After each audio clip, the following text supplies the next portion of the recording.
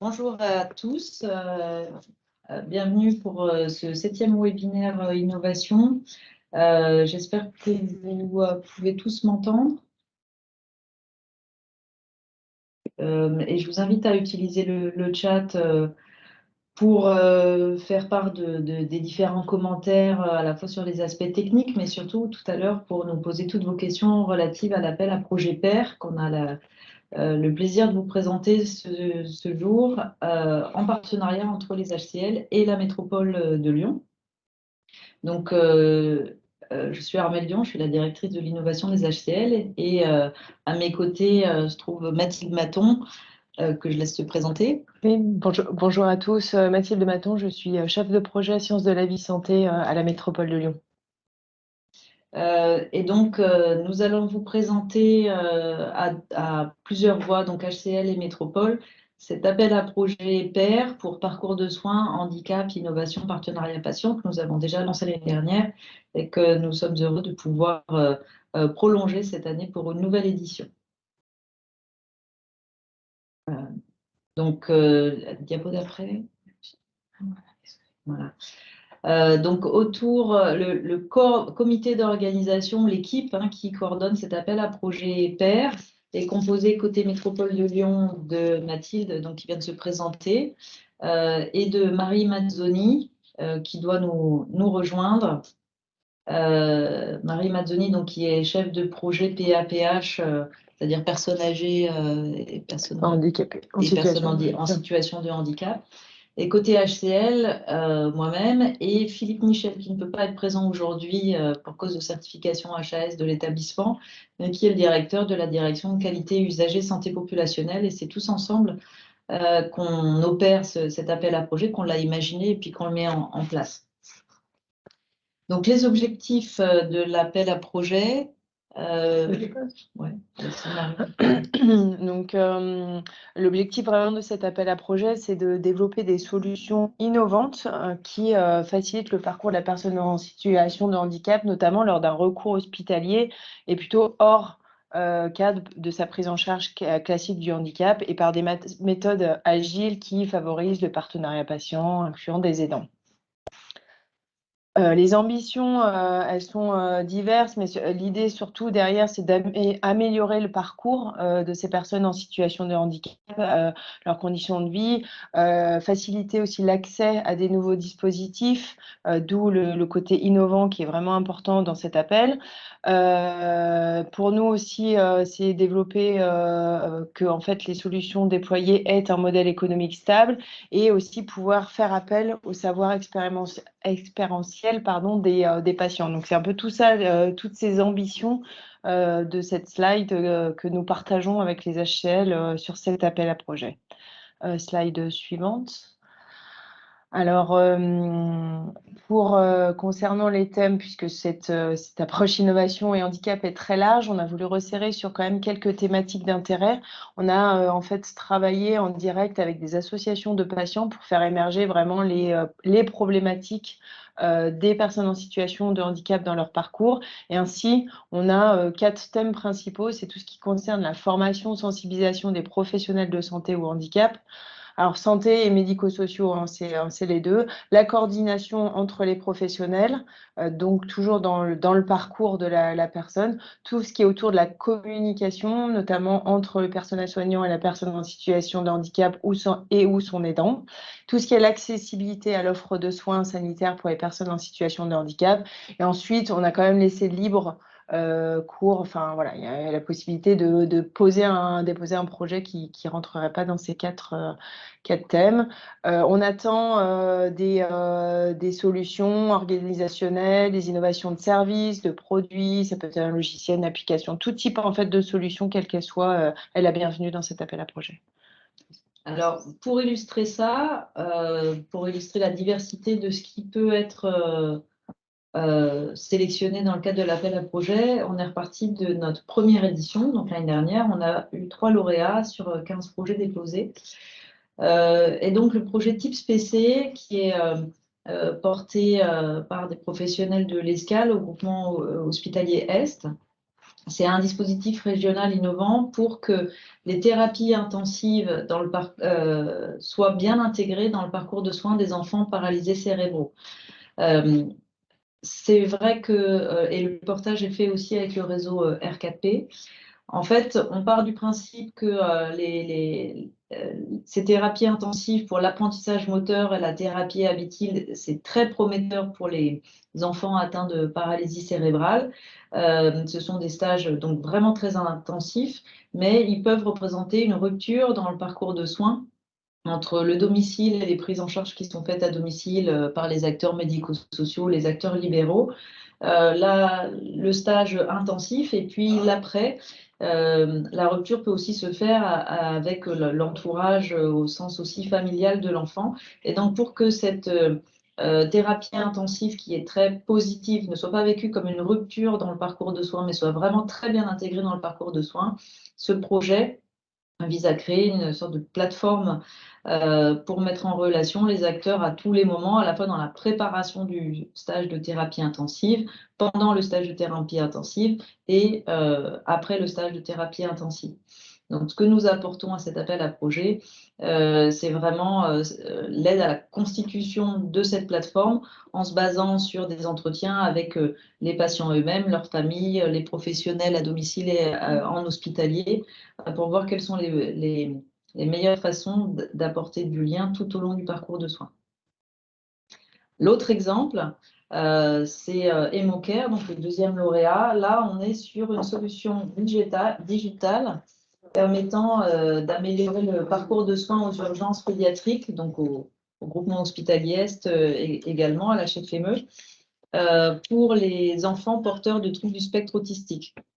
Donc, en fait, le projet est d'avoir des actions à la fois de formation immersive des professionnels des urgences pédiatriques, mais aussi à terme d'aller vers la construction d'une sorte de module de réalité virtuelle du type un peu serious game qui permettent de se préparer au passage éventuel d'un enfant atteint de troubles du spectre autistique aux urgences pédiatriques.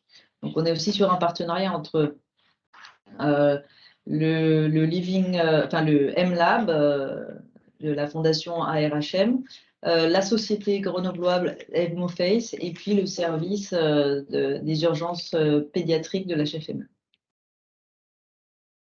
Et enfin, notre troisième lauréat, qui montre bien la diversité des projets soutenus. Là, on est sur la consultation de parentalité. C'est un projet porté par une équipe de l'hôpital Henri Gabriel, qui vise à créer une consultation d'accompagnement à la parentalité pour les personnes en situation de handicap, qu'ils soient d'ores et déjà en situation de handicap et envisagent un projet de parentalité, ou qu'ils soient d'ores et déjà parents et se retrouvent en situation de handicap. Et donc là, on est sur une interface HCL Métropole pour avoir une intervention qui n'est pas seulement sur les métiers de la rééducation, pas seulement sur les métiers de la périnatalité, mais que toute l'analyse à 360 des besoins d'accompagnement de ces personnes soit faite de façon collégiale et coordonnée. Et donc, l'appel à projet TR a permis d'améliorer cette coordination entre les professionnels et structurer un parcours personnalisé pour ces personnes concernées. Donc, vous voyez bien la grande diversité des projets possibles, des types de porteurs possibles. On va vous en dire un peu plus en analysant donc le cahier des charges. C'était encore? Non? C'est bon. Ouais. Bon, on se coordonne. Sur l'éligibilité des consortia et les types de porteurs de projets qui peuvent répondre, d'abord, le projet doit intégrer des personnes concernées, donc soit des personnes en situation de handicap, soit des associations de personnes en situation de handicap ou leurs aidants. Il doit aussi contribuer à l'amélioration du parcours, donc soit le parcours intra-HCL et ou aussi aux interfaces avec tout le médico-social. C'est aussi pour ça que la métropole porte avec les HCL ce projet-là. Il doit inclure un volet sur l'évaluation de la solution proposée et son impact. Et également, il doit avoir un impact sur le territoire de la métropole de Lyon, donc un impact voilà, sociétal, de santé, on peut, en tous les cas, il faut que ce soit clairement indiqué l'impact du projet. Ensuite, la solution doit être réplicable au-delà de l'expérimentation et donc avoir un modèle économique pérenne, quel qu'il soit, pour dans l'idée, on amorce et ensuite on puisse répliquer les projets les plus prometteurs. Les porteurs éligibles, une équipe d'un établissement sanitaire ou médico-social, donc dont les HL, ça peut être une entreprise, ça peut être une association, et on va, c'est vrai, avoir un regard plus important sur les consortiums qui intégraient les différents acteurs, par exemple l'établissement avec une entreprise ou une association, les trois ensemble, ça peut être un consortium plus prometteur. L'évaluation, donc on va s'attacher à regarder si le projet est réellement innovant. Donc, il faudra qu'il y ait un petit état de l'art ou en tous les cas qu'on puisse bien voir ce qui existe et en quoi le projet est innovant. La pertinence de la solution au regard des stratégies, nos stratégies à nous, donc notamment l'impact sur le territoire. La richesse du partenariat patient proposé. Tout ce qui concerne le bénéfice clinique, social et médico-économique attendu. Et ensuite, tout ce qui concerne la faisabilité technique, juridique, financière, organisationnelle et temporelle. Et la capacité de pérennisation et de diffusion au-delà de l'expérimentation. C'est un peu redondant avec ce qu'on vient de dire, mais c'est pour bien insister sur quoi seront évalués les projets. Vous retrouverez ça dans le dossier de candidature.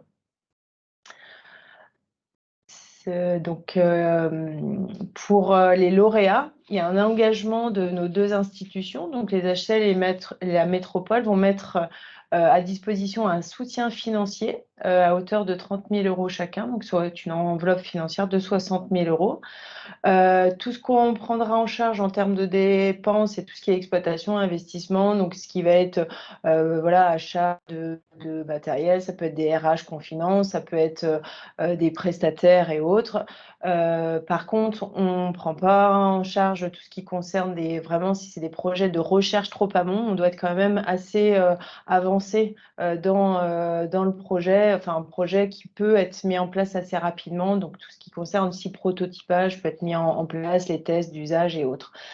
En plus du volet financier, il y aura un conseiller à accompagnement. Donc, les deux institutions s'engagent à mettre à disposition leur direction métier. Alors, selon le type de projet, ça pourrait être différentes directions métiers, notamment la direction innovation et qualité usagée et santé populationnelle pour les HL. Et côté métropole, ça peut être le pôle personnes âgées et personnes handicapées, aussi la direction de l'action et de la transition économique et notre laboratoire Erasme qui s'occupe de travailler des méthodes agiles de design thinking pour accélérer des projets innovants en lien avec nos politiques publiques.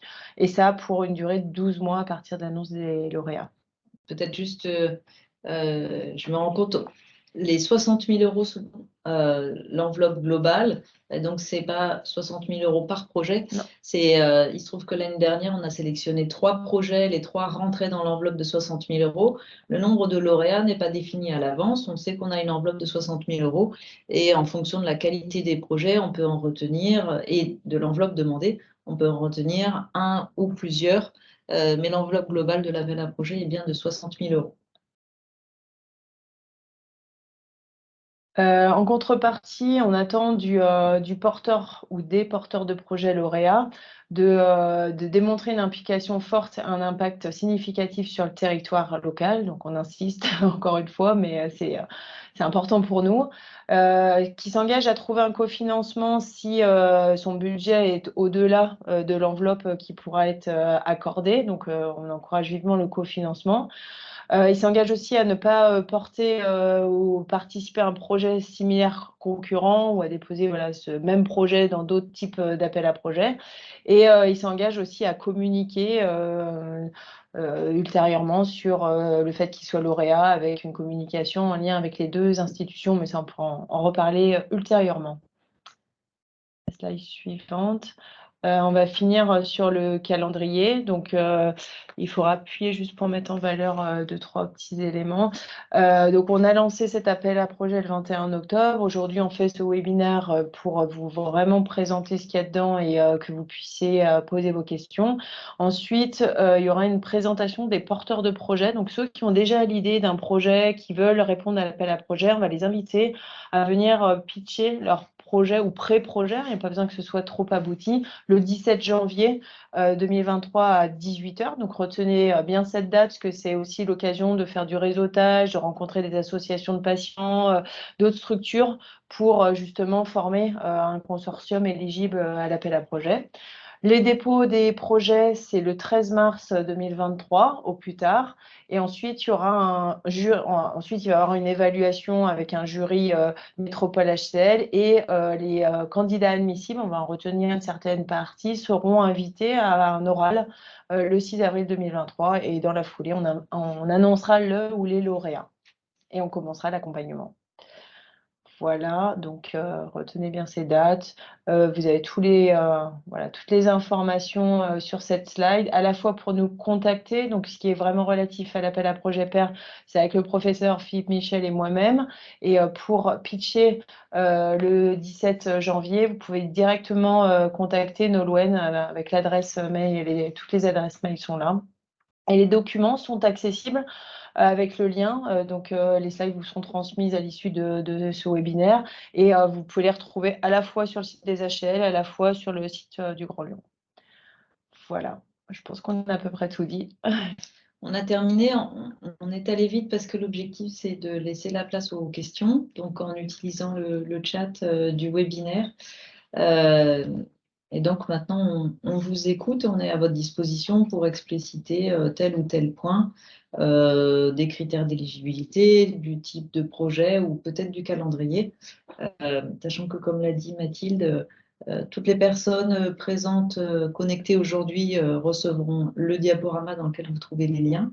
Et pour les informations sont aussi, bien sûr, sur les sites internet de la métropole et des HCL.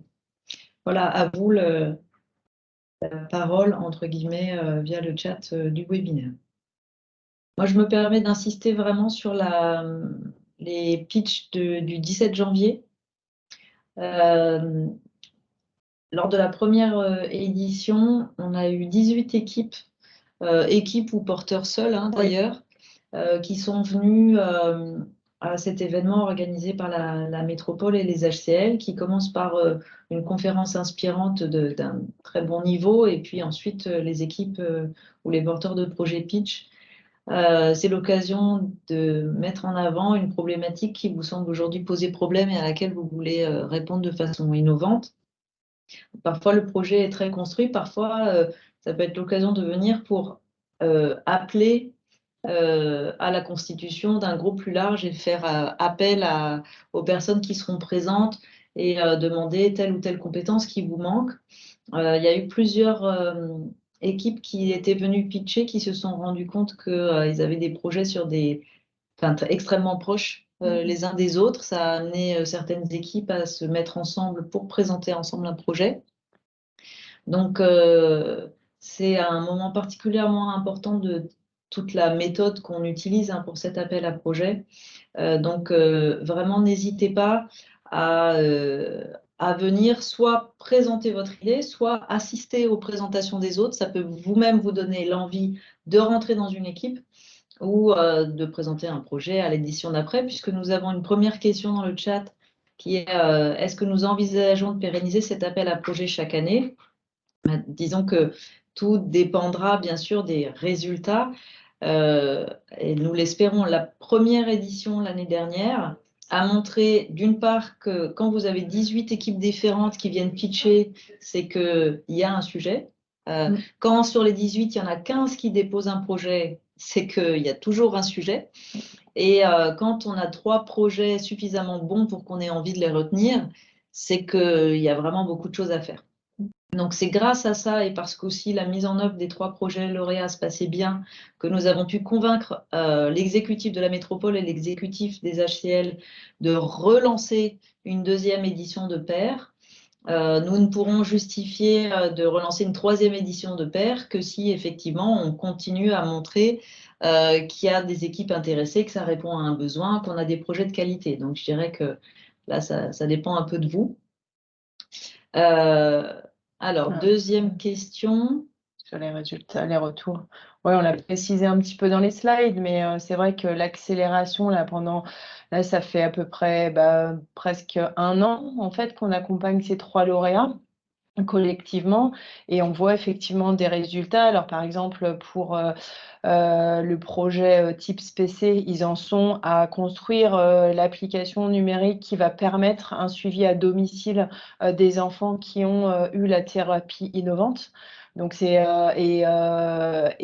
l'accompagnement pair a permis aussi le recrutement, le cofinancement d'un poste à temps plein sur la mise en œuvre du projet et sa pérennisation. Donc ça, c'est assez concret. Sur Hemoface, l'appli, enfin en tous les cas, l'outil de sensibilisation des professionnels de santé aux urgences pédiatriques est fait, le prototypage, et il y a eu déjà plusieurs sessions de sensibilisation, de formation des professionnels, et cet outil a été co-construit avec un certain nombre de parents d'enfants ayant des troubles du spectre de l'autisme. Donc c'est déjà aussi en test, en déploiement. Et la dernière, sur la consultation parentalité, il y a eu aussi, alors on partait d'un petit peu plus loin en termes de maturité du projet, mais en tous les cas, alors peut-être que je vais laisser Marie qui nous a rejoint faire un petit point là-dessus. Je ne sais pas si tu veux le voir. Hop. Ouais. Bonjour à tous. Oui, donc sur le projet consultation parentalité, je suis restée assise. Hop.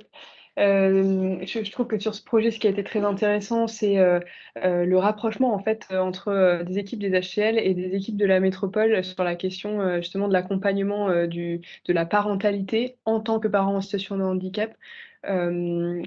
Et en fait, concrètement, donc il y a un poste qui a été recruté au sein des HCL avec un profil plutôt du médico-social pour faciliter ce lien entre les 2 secteurs.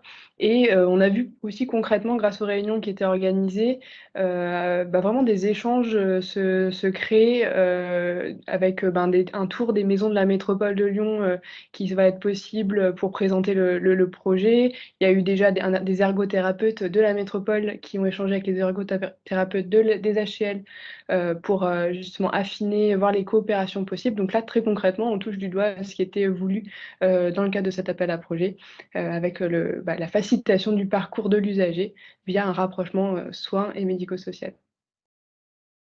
Alors, nous avons une nouvelle question sur l'éligibilité. Donc, je cite, si j'ai bien compris, si on a déposé un appel à projet auprès de la Fondation des usagers de la santé, par exemple, pour un financement complémentaire, notre projet n'est pas éligible, même si à ce jour, nous n'avons pas la réponse.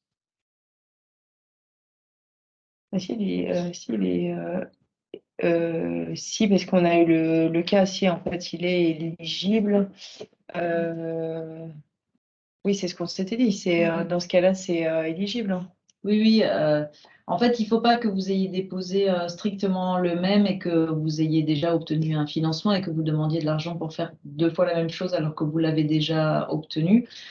Si vous n'avez pas de réponse et que vous demandez des financements, il faudrait nous aider à comprendre en quoi les parties pourraient être articulées et se compléter, mais il ne faudrait pas que strictement la même chose soit financée 2 fois sans que nous ayons cette information. C'est exactement ça. Ouais. Voilà. Donc, il y a un engagement, par exemple, vous pouvez déposer, mais si vous obtenez la réponse que c'est positif, il faut retirer le projet s'il est strictement identique. Sinon, il peut être intéressant d'avoir 2 parties de projet qui se complètent ou qui sont un peu différentes en nous aidant à comprendre quel financement pourrait financer quelle partie du projet et quel financement pourrait financer l'autre partie du projet.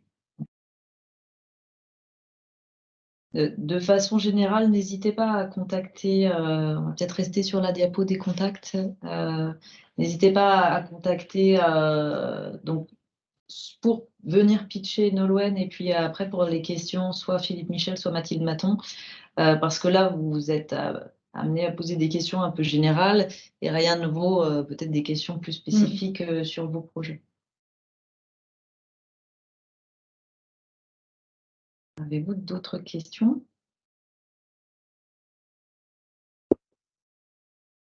C'est qu'on a été vraiment très clair. Vous trouvez toutes les informations sur nos sites internet. Vous qui avez suivi le webinaire, vous aurez en plus à l'adresse mail que vous avez indiquée le diaporama qui vous sera adressé. Et n'hésitez pas à prendre contact, à diffuser l'information aussi dans vos réseaux. On sait que sur ces thématiques très vastes du handicap et de l'innovation, le bouche à oreille est probablement ce qui fonctionne le mieux pour atteindre nos objectifs. Et sentez vraiment vous libre de nous poser des questions parce que sur les consortia éligibles ou autres, n'hésitez surtout pas à nous contacter en direct pour vos projets. On va terminer là, pour vous indiquer quels sont les prochains webinaires innovation. Pas de webinaire innovation en décembre, puisque le 16 décembre, on aura notre première journée de l'innovation aux HCL, appelée InnovHCL à Gerland. Donc, si vous n'avez pas encore eu l'information, réservez la date dans vos agendas et inscrivez-vous sur le lien en ligne. Et ensuite, en janvier, on reprend nos webinaires innovation. Le 20 janvier, on fera un focus avec la direction des coopérations et de la stratégie et puis le pôle santé publique sur l'innovation organisationnelle dite de l'article 51, donc les parcours de soins qui, grâce à des dossiers de l'article 51, arrivent à sortir des règles habituelles d'organisation et de financement des parcours de soins. Le 24 février, nous aurons la présentation des lauréats de l'appel à projet innovation interne HCL numéro 4. Et puis, le 18 mars, nous faisons intervenir nos collègues du Fonds Recherche Innovation de la FHF, la Fédération Hospitalière de France, qui nous parleront des missions, des outils qui mettent à la disposition des hospitaliers et des startups pour aider à construire là aussi des produits et des solutions innovantes en santé à l'interface entre le monde de l'hôpital et le monde de l'économie et notamment des startups. Donc, gardez bien le créneau du 3e vendredi de chaque mois entre 13h et 14h pour les webinaires innovation. Faites circuler l'information et puis on l'espère à très bientôt. Merci beaucoup.